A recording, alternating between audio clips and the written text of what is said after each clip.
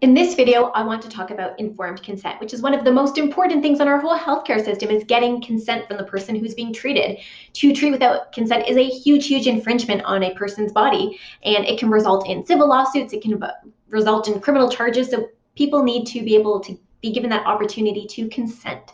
So there is an exception when it comes to emergencies, which I won't get into, but otherwise, the Healthcare Consent Act requires consent before a person is treated. And that consent can come from the patient themselves, or if they lack capacity, it can come from a substitute decision maker. So in this video, I want to talk about what does informed consent mean? And I've presented on informed consent countless times, and as every health lawyer will say, informed consent is not just a form, it's a process. We say it all the time because it's true. In Ontario, consent technically does not have to be in writing. It can be helpful. There might be good reason, like protecting oneself in the event of a potential lawsuit to prove that the person signed it. But signing documentation alone is not enough, because what if the person was illiterate? What if they did not speak English? What if they have dyslexia? There are so many reasons why there might be a piece of paper in front of someone, and in that moment, they did not comprehend everything on it. That's not really informed consent. Informed consent is about the true understanding of what is being consented to. So being given information, being given an opportunity to ask questions, have those questions answered. And in Ontario specifically, the Healthcare Consent Act actually has a list called the elements of consent. So what does the informed consent conversation or disclosure of information have to contain? So informed consent, to be truly valid informed consent, needs to include the risks.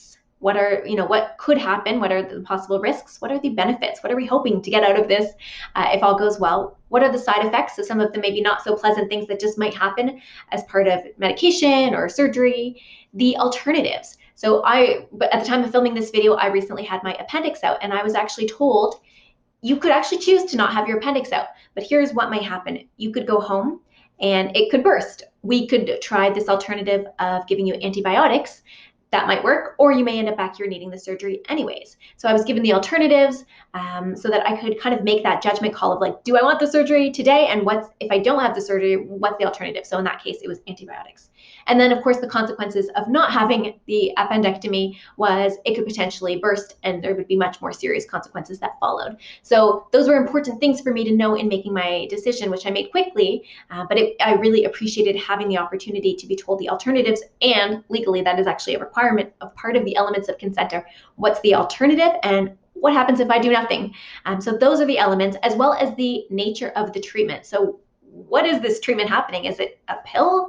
Is it an injection? There's so many different kinds of treatment. The word treatment itself is quite broad. So the nature of the treatment, risks, benefits, side effects, alternatives, and consequences of not having the treatment are all important and mandatory elements of informed consent.